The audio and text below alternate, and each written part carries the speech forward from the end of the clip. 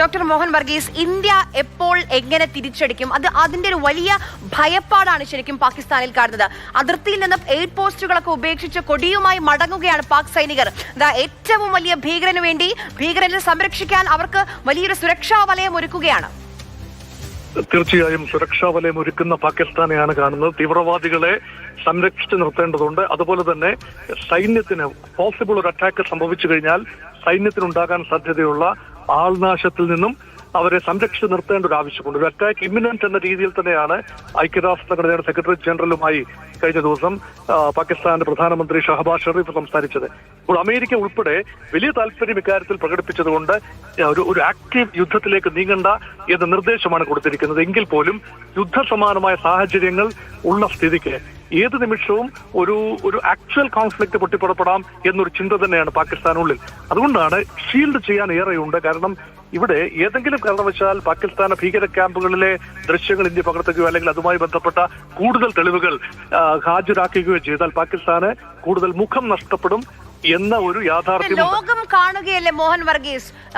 ഭയപ്പെടുമ്പോൾ സാധാരണക്കാർക്ക് സുരക്ഷ ഒരുക്കുന്നത് മനസ്സിലാക്കാം. ഒരു യുദ്ധത്തിന്റെ ഘട്ടത്തിൽ അതിർത്തി ഗ്രാമങ്ങളിൽ താമസിക്കുന്ന സാധാരണ ജനങ്ങൾക്ക് സുരക്ഷ ഒരുക്കുന്നത് മനസ്സിലാക്കാം. പക്ഷേ കൊടും ഭീകരനാണ് പാകിസ്ഥാൻ സുരക്ഷ ഒരുക്കുന്നത്. അത് തന്നെയാണ് വളരെ സ്തോഭജനകമായ കാര്യം. അത് തന്നെയാണ് കൊടും ഭീകരർക്ക് കുടപിടിക്കുന്ന, കൊടും ഭീകരർക്ക് സുരക്ഷാ കവചമൊരുക്കുന്ന പാകിസ്ഥാന്റെ നടപടി. ആ നടപടിയെ ഏത് രീതിയിലാണ് വിശകലനം ചെയ്യേണ്ടതെന്ന് പോലും നിരീക്ഷകർക്ക് അറിയാത്ത ഒരു അവസ്ഥയിലാണ്. അതാണ് ഈ ഒരു ബന്ധം, പാകിസ്ഥാന്റെ ഭീകര ബന്ധം എന്ന് പറയുന്നത്.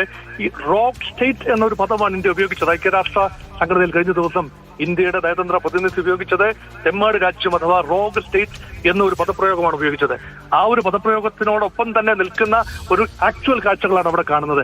അതുകൊണ്ടാണ് കൂടുതൽ ലോകത്തിന്റെ മുമ്പിൽ മുഖം വികൃതമാകാതിരിക്കാൻ വേണ്ടിയാണ് പാകിസ്ഥാൻ ഈ രീതിയിലുള്ള നീക്കങ്ങൾ ഇപ്പോൾ നടത്തുന്നത് എന്നതാണ് അനുമാനിക്കപ്പെടുന്നത്. മോഹൻ വർഗീസ്, ഒരു കാര്യം കൂടി. ഇപ്പൊ ഇന്നലെ പാക് മന്ത്രി കരയുന്നത് നമ്മൾ കണ്ടു. ആശങ്കപ്പെടുന്ന വീഡിയോ സന്ദേശം ലോകം മുഴുവൻ കണ്ടതാണ്. ഇന്ത്യ 36 മണിക്കൂറിനുള്ളിൽ തിരിച്ചടിക്കും എന്നൊരു ഭയമാണ് ആ വാക്കുകളിൽ നമ്മൾ കേട്ടത്. ഇപ്പോൾ നേരത്തെ പറഞ്ഞതുപോലെ സൈനികർ പിൻവാങ്ങുകയാണ്. അപ്പോൾ ഇന്ത്യ എങ്ങനെ തിരിച്ചടിക്കും? ഒരു സർജിക്കൽ സ്ട്രൈക്ക് പാകിസ്ഥാൻ പ്രതീക്ഷിക്കുന്നുണ്ട്. ഇന്നലെയൊക്കെ ഒരു വാർ റൂം തുറന്നു തന്നെയുള്ള ചർച്ചകളാണ് ഡൽഹിയിൽ നടന്നുകൊണ്ടിരിക്കുന്നത്. എപ്പോൾ എങ്ങനെയെന്നുള്ള ഒരു തീരുമാനത്തിലേക്ക് ഒരുപക്ഷം രാജ്യം എത്തിക്കഴിഞ്ഞു കാണുമോ? ഇപ്പോൾ ദേശീയ സുരക്ഷാ സമിതി പുനഃസംഘടിപ്പിച്ചിരിക്കുന്നു. വാർ ഫുട്ടിങ്ങിൽ കാര്യങ്ങളെല്ലാം നീങ്ങുകയാണ്. കഴിഞ്ഞ 2 ദിവസമായി, കൃത്യമായി 48 മണിക്കൂറായി നിരന്തരമായ കൂടിയാലോചനകളാണ് ഡിഫൻസ് മിനിസ്റ്ററും ഹോം മിനിസ്റ്ററും പ്രധാനമന്ത്രിയും സൈനിക തലവന്മാരും നാഷണൽ സെക്യൂരിറ്റി അഡ്വൈസറും എല്ലാം കൂടി ചേർന്ന് നടക്കുന്നത്. അപ്പം പുനഃസംഘടിപ്പിച്ച ദേശീയ സുരക്ഷാ സമിതിയുടെ അടിയന്തര യോഗങ്ങൾ നിരന്തരമായി കൂടാറുണ്ട്. അതെല്ലാം തന്നെ യുദ്ധ ഒരുക്കങ്ങളാണ്. എന്നാൽ സർജിക്കൽ സ്ട്രൈക്ക് എന്ന ഒരു കാര്യം ഒരുപക്ഷെ ഇന്ത്യയുടെ പരിഗണനയിൽ ഉണ്ടാവില്ല. ആ രൂപത്തിൽ കഴിഞ്ഞ മുൻകാലങ്ങളിൽ പുൽവാമയ്ക്ക് ശേഷം ബാലാക്കോട്ട് ഉണ്ടായതിന് സമാനമായോ അല്ലെങ്കിൽ ഉറി ആക്രമണത്തിന് ബദലായി ഉണ്ടായ പാകിസ്ഥാനിൽ കയറിയുള്ള കമാൻഡോ ആക്രമണമോ ഒരുപക്ഷെ ഇപ്പോൾ ഉണ്ടാവില്ല. അതുകൊണ്ടാണ് എല്ലാ കണ്ണുകളും നാവികസേനയ്ക്ക് നേരെ നീളുന്നത്. കഴിഞ്ഞ ഏതാനും മണിക്കൂറുകളായി നാവിക സൈനിക സാന്നിധ്യം വളരെയധികം കൂടിയിട്ടുണ്ട് അറബിക്കടലിൽ. അതുകൊണ്ട് നാവികസേനകൾ മുഖാമുഖം നിൽക്കുന്ന ഒരു അന്തരീക്ഷത്തിൽ നാവികസേനയുമായി ഏറ്റുമുട്ടാൻ പാകിസ്ഥാൻ തയ്യാറാകുമോ? നാവികസേനയുടെ കരുത്ത് പാകിസ്ഥാനുമായി താരതമ്യം ചെയ്യുമ്പോൾ 3 ഇരട്ടിയാണ് ഇന്ത്യയുടേത്. ആ കണക്കുകൾ പാകിസ്ഥാനും അറിയാതിരിക്കില്ലല്ലോ ഡോക്ടർ മോഹൻ വർഗീസ്. 71-ലെ ചരിത്രം അവർക്ക് ഓർമ്മയുണ്ടാകുമല്ലോ മോഹൻ വർഗീസ്.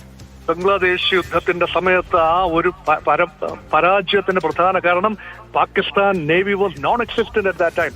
അമേരിക്കയുടെ 7ാം കപ്പൽപ്പട വന്ന് ബംഗ്ലാദേശ് അതിർത്തി വരെ വന്നതിന് ശേഷം ഇന്ദിരാഗാന്ധിയുടെ ശക്തമായ താക്കീതിന് ശേഷം അവർ മടങ്ങിപ്പോകുന്ന കാഴ്ചയാണ് കണ്ടത്. അതുകൊണ്ട് നാവികസേനയെ സംബന്ധിച്ചിടത്തോളം ഇന്ത്യക്ക് 2 വിമാനവാഹിനി കപ്പലുകളുണ്ട്. അഡ്മിറൽ ഗ്രോഷ്കോവ് അത് ഇപ്പോൾ INS വിക്രമാദിത്യയായി മാറിയിരിക്കുന്നു. തദ്ദേശീയമായി ഡെവലപ്പ് ചെയ്ത INS വിരാട്, INS വിക്രാന്ത്, ഈ 2 വിമാനവാഹിനി കപ്പലുകൾ ഉണ്ടെന്ന് ഓർക്കണം. പാകിസ്ഥാൻ ഒരൊറ്റ വിമാനവാഹിനി കപ്പലുകളില്ല, ആണവ അന്തർവാഹിനികളുമില്ല. ഭാരതത്തിന് 18 അന്തർവാഹിനികളാണുള്ളത്. പാകിസ്ഥാന് കേവലം 7 എണ്ണം മാത്രമേ ഉള്ളൂ. കപ്പലുകളുടെ സാന്നിധ്യവും ഭാരതത്തിന് ഡിസ്ട്രോയർ ഷിപ്സ് ഉൾപ്പെടെ അതിശക്തമായ നാവിക സാന്നിധ്യമാണുള്ളത്. ഒരു ലോങ് കോസ്റ്റൽ ലൈനാൽ സമ്പുഷ്ടമാണ് ഭാരതം. അങ്ങനെ നോക്കുമ്പോൾ ഒരു നേവൽ പാരിറ്റി പാകിസ്ഥാനില്ല.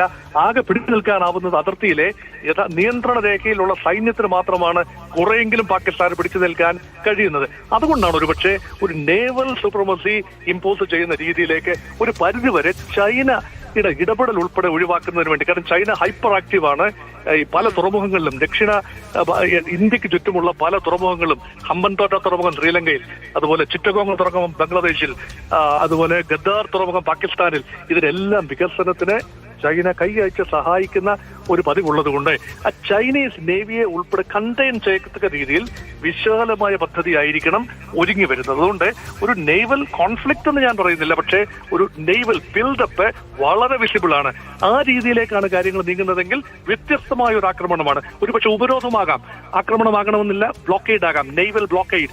പാകിസ്ഥാനെ ഞെരുക്കുന്നതിന്റെ ഭാഗമായി ഈ സിൽക്ക് റൂട്ടിന്റെ ഭാഗമായ ഈ പാകിസ്ഥാൻ ചൈന ഇക്കണോമിക് കോറിഡോർ അത് ബ്രേക്ക് ചെയ്യാനുള്ള ശ്രമം നടക്കും, ലാൻഡ് റൂട്ട്.